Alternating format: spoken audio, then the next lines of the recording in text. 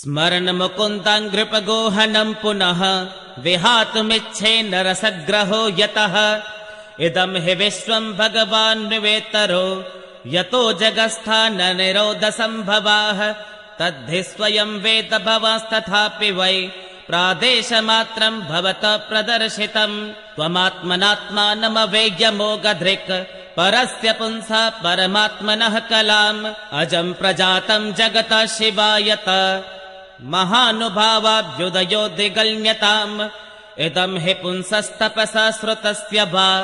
स्विष्टस्य सूक्तस्य च बुद्धिदत्तयोः अविच्युतोऽर्थः कविभिर्निरूपितो यदुत्तमश्लोकगुणानुवर्णनम् अहं पुरातेत भवे भवं मुने दास्यास्तु कस्याश्चन वेदवादिनाम् निरूपितो बालक एव योगिनाम् शुश्रूषणे प्रावृश निर्विविक्षताम् ते मय्यपेताखिल चापलिर्भके दान्ते धृतक्रीडनकेऽनुवर्तिने चक्रुः कृपां यद्यपि तुल्यदर्शनाः शुश्रूषमाणे मुनयोऽल्पभाषिणे उच्छिष्टलेपाननुमोदितो द्विजैः सकृत्स्म भुञ्जे तदपास्तकिल्बिषः एवं प्रवृत्तस्य विशुद्धचेतसः तद्धर्म एवात्मरुचि प्रजायते तत्रान्वहं कृष्णकथा प्रगायताम् अनुग्रहेण शृण्वं मनोहराः ता श्रद्धया मेऽनुपदं वृषण्वत प्रियस्रवस्यङ्गममाभवद्रुचिः तस्मिंस्तदा लब्धरुचिर्महामुने प्रियस्रवस्य स्खलितामतिर्मम जयाहमेतत्सदसत्स्वमायया पश्येम ये ब्रह्मणि कल्पितं परे इत्थं शरत्प्रावृषिकावृतो हरेः विशृण्वतो मेऽनुसवं यशोमलम् संकीर्त्यमानं बुरिभिर्महात्मभिः भक्ति प्रवृत्तात्मरजस्तमोपः तस्यैवं मेऽनुरक्तस्य प्राश्रितस्य हतेन सह श्रद्दधानस्य बालस्य दान्तस्यानुचरस्य च ज्ञानं गुह्यतमं यत्तत् साक्षात् भागवतोदितम् अन्ववोचन गमिष्यन्तः कृपया दीनवत्सलाः येनैवाहं भगवतो वासुदेवस्य वेधसः मायानुभावमविदम् येन गच्छन्ति तत्पदम् एतत् संसोचितं ब्रह्म तापत्रयचिकित्सतम् यदीश्वरे भगवते कर्म ब्रह्मणि भावितम् आमयो यश्च भूतानां जायते येन सुब्रता तदेव ह्यामयं द्रव्यं न पुनाति चिकित्सितम् एवं निर्णां क्रिया योगा सर्वे संसृतिहेतवः त एवात्मविनाशाय कल्पन्ते कल्पिताः परे यदत्र क्रियते कर्म भगवत्परितोषणम् ज्ञानं यत्तदधीनं हि भक्तियोगसमन्वितं कुर्वाणा यत्र कर्माणि भगवत्शिक्षया सकृत् गृह्णन्ति गुणनामानि कृष्णस्यानुस्मरन्ति च नमो भगवते तुभ्यं वासुदेवाय धीमहि प्रद्युम्नाय निरुद्धाय नमः संकर्षणाय च इति मूर्त्यभिधानेन मन्त्रमूर्तिममूर्तिकम् यजते यज्ञपुरुषं स सम्यक् दर्शनः पुमान् इमं स्वनिगमं ब्रह्मन् अवेत्य मदनुष्ठितम् अदान्मे ज्ञानमैश्वर्यम् स्वस्मिन् भावं च केशवः त्वमप्यदभ्रश्रुतविश्रुतं विभोः समाप्यते येन वेदाम्बुभुक्स्थितम् आख्याहि दुःखैर्मुहुरर्दितात्मनाम् संक्लेशनिर्वाणमुशन्ति नान्यथा इति श्रीमद्भागवते महापुराणे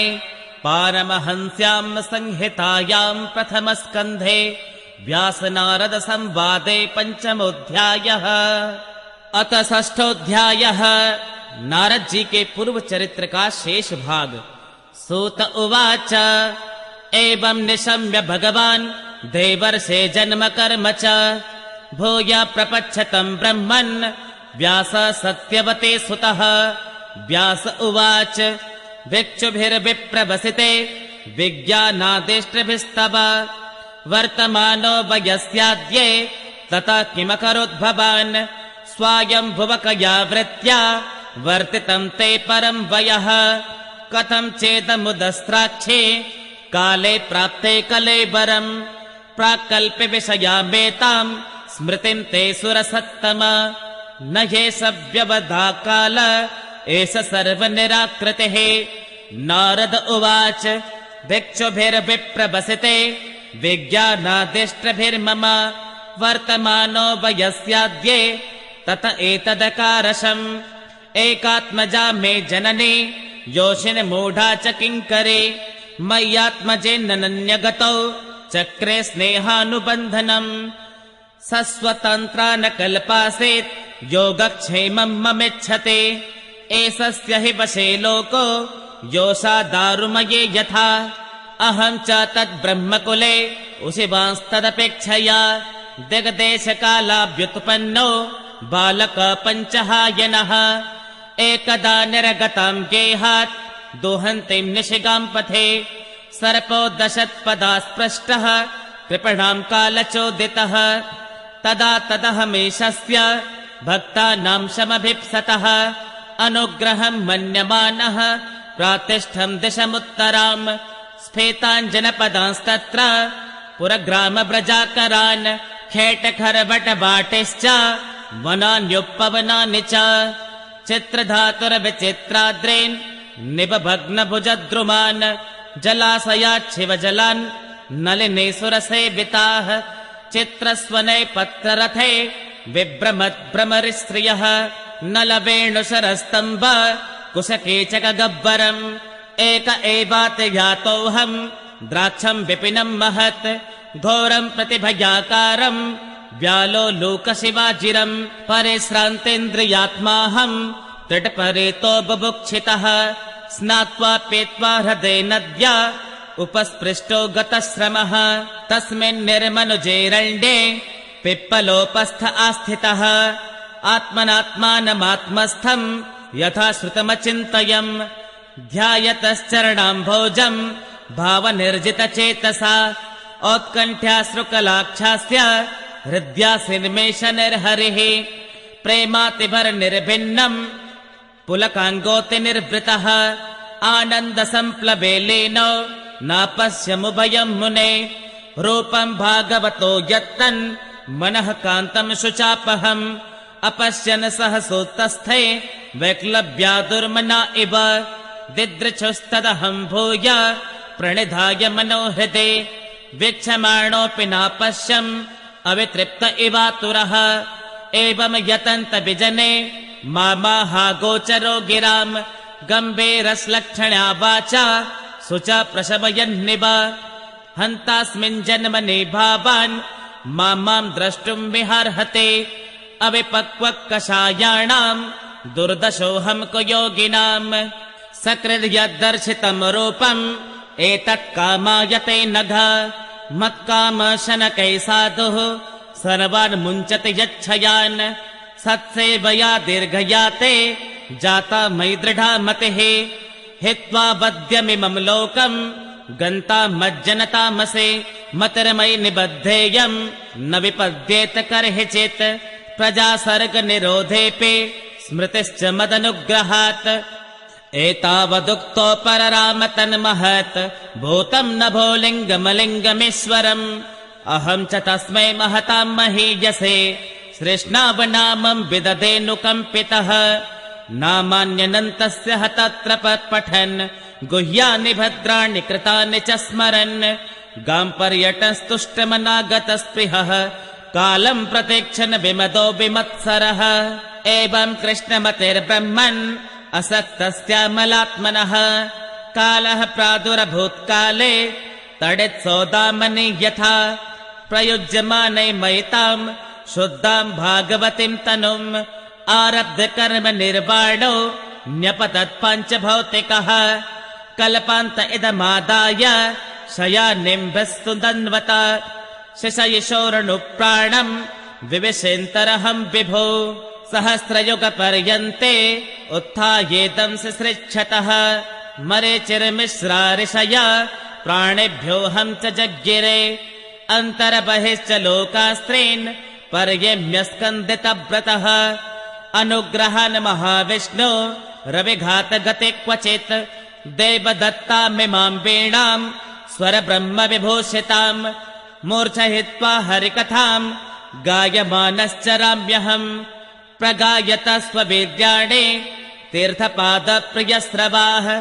आहूत इव मे शीघ्रम् दर्शनम् याति चेतसे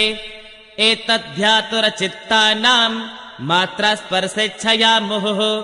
भवसिन्धुप्लवो दृष्टो हरिचर्चानुवर्णयन् यमादिभिर्योगपथे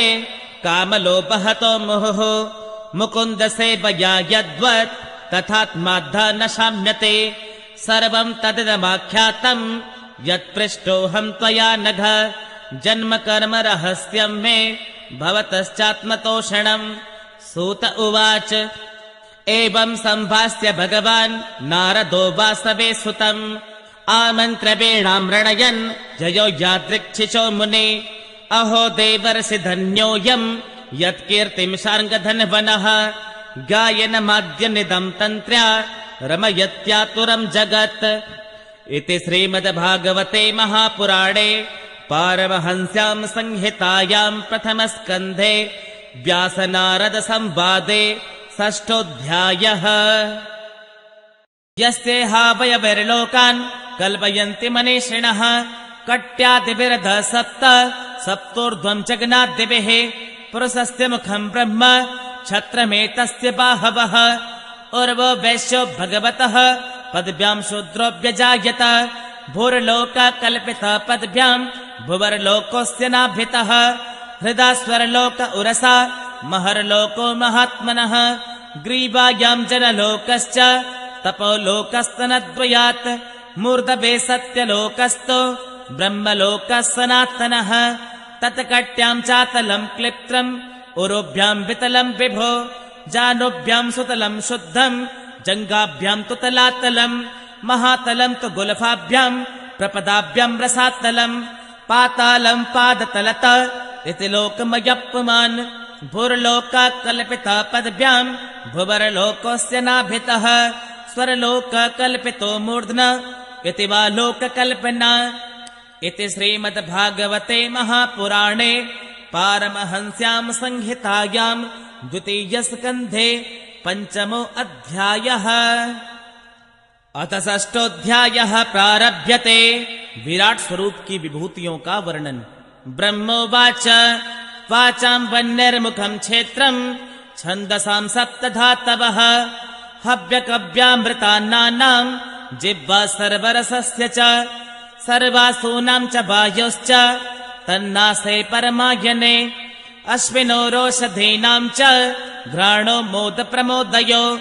रूपाणाम् तेजसाम् चक्षु दिवः सूर्यस्य चाक्षिणे कर्णो दिशाम् च तीर्थानाम् श्रोत्रमाकाश शब्दयो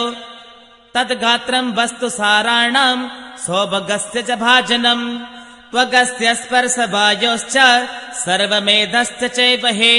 रोमाण्युद्भिज्य जातीनाम् येर्वा यज्ञस्तु सम्भृतः केशश्मश्रुनखास्यस्य शिलालोहाभ्रविद्युताम् बाहवो लोकपालानाम् प्रायसक्षेमकर्मणाम् विक्रमो भूर्भुवः स्वच्छ क्षेमस्य शरणस्य च सर्वकामवरस्यापि हरिश्चरण आस्पदम् अपाम् वेद्यस्य सर्गस्य पर्जन्यस्य प्रजापतेः पुंसः शिश्न उपस्थस्तु प्रजात्यानन्द निवर्तते पायुर्यमस्य मित्रस्य परिमोक्षस्य नारद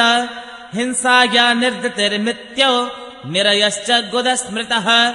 पराभूतेरधर्मस्य तमसश्चापि पश्चिमः नाड्यो नदीनाम् तो गोत्राणामस्ति संहतिः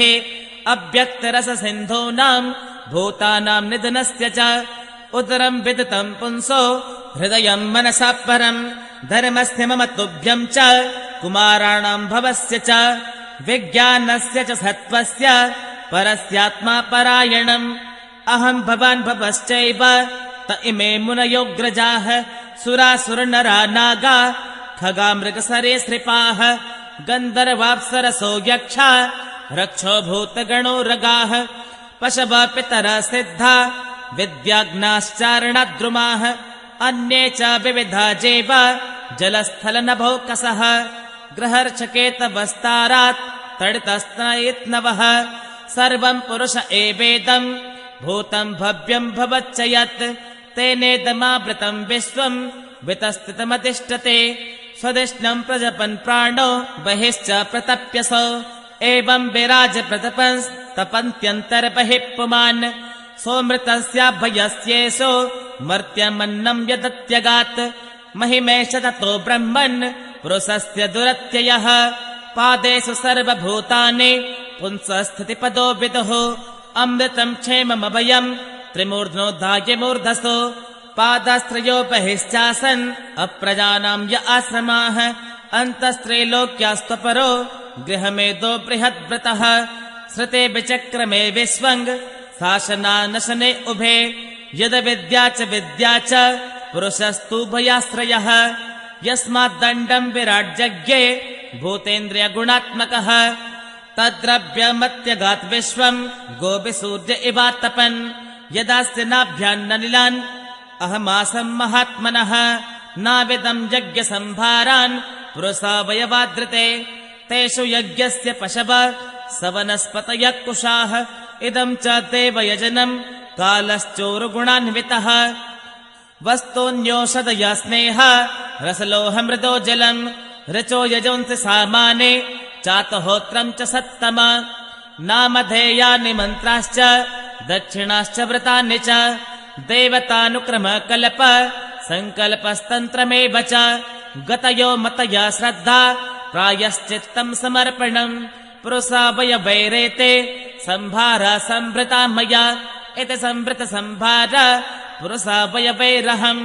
तमेव पुरुषम् यज्ञम् तेनैवायजमेश्वरम् ततस्ते भ्रातर इमे प्रजानाम् पतयो नव अयजन् व्यक्तमव्यक्तम् पुरुषम् सुसमाहिताः ततश्च मनवः काले एजरे ऋषयो परे पितरो विबुधा दैत्या मनुष्या क्रतुभिर्भुवम् नारायणे भगवते तदिदम् विश्वमाहितम् गृहेत मायो रुगुण सर्गादावगुणः स्वतः सृजामि तन्नियुक्तोऽहम् हरो हरति तद्वशः विश्वम् पुरुषरूपेण परिपात त्रिशक्तिधृक् इति ते विहतम् तात यथेदमनुपृच्छसे नान्यत् भगवतः किञ्चित् भाव्यम् सदसदात्मकम् न भारते मेङ्गमृषोपलक्ष्यते न वै क्वचिन् मे मनसो मृषा गतिः न मे ऋषिकाणि पतन्त्य सत्पथे यन्मे हृतो कण्ठ्यवता धृतो हरे सोऽहम् समाम्नामयमस्तपोमयः प्रजापते नामभिवन्दितः पते आस्थाय योगम् निपुणम् समाहित तम् नाध्यगच्छम् यत आत्मसम्भवः नतोऽस्म्यहम् तच्चरणम् समेयुषाम् भवच्चिदम् स्वस्तयन् सुमङ्गलम् यो ह्यात्ममाया विभुवम् स्म पर्यगात् यथा नभः स्वान्तमथा परे कुतः नाहम् न योऽयम् यदृताम् गतिम् विदो न वामदेव किमुता परे सुराः तन्मायया मोहितबुद्धयस्त्विदम् विनिर्मितम् चात्मसमम् विचक्ष्महे यस्यावतार कर्माणि गायन्ति ह्यस्मदादयः नयम् विन्दति तत्त्वेन तस्मै भगवते नमः स एष आद्य पुरुषः कल्पे कल्पे सृजत्यत आत्मात्मन्यात्मनात्मानम् संयच्छति च पाति च विशुद्धम् केवलम् ज्ञानम् प्रत्यक् सम्यगवस्थितम् सत्यम् पूर्णमनाद्यन्तम् निर्गुणम् नित्यमद्वयम् ऋषे विदन्ति मुनय प्रशान्तात्मेन्द्रियाशया यदा तदेवासत्तके तिरोधीयेत विप्लुतम् आद्योऽवतार पुरुषा परस्य कालस्वभावा सदसन्मनश्च द्रव्यम् विकारो गुण इन्द्रियाणि विराट्सुरास्नास्तु चरिष्णुभुम्नः अहम् भवो यज्ञ इमे प्रजेशा दक्षादयो ये भवदादयश्च सरलोकपाला खगलोकपाला नृलोकपालास्तललोकपालाः गन्धर्वविद्याधरचारणेशा ये यक्षरक्षो रगनागनाथा ये वार्षीणाम् वृषभा पितॄणाम् दैत्रेन्द्रसिद्धेश्वरदानवेन्द्र अन्ये च ये प्रेतपिशाच भूत कुष्माण्डयादोगमृपक्षधीशा यत् किम् च लोके भगवन्महस्व दोजासहस्वद्बलवक्षमावत् श्रीर्विभूत्यात्मवदद्भुतार्णम् तत्त्वम् परमरूपवदस्वरूपम् प्राधान्यतो यानृस आमनन्ते लीलावतारान् पुरुषस्य भुम्नः आपीयतां कर्णकषायशोषा ननु क्रमिष्येत इमान् सुपेशान् इति श्रीमद्भागवते महापुराणे पारमहंस्यां संहितायां द्वितीयस्कन्धे 6 अध्यायः।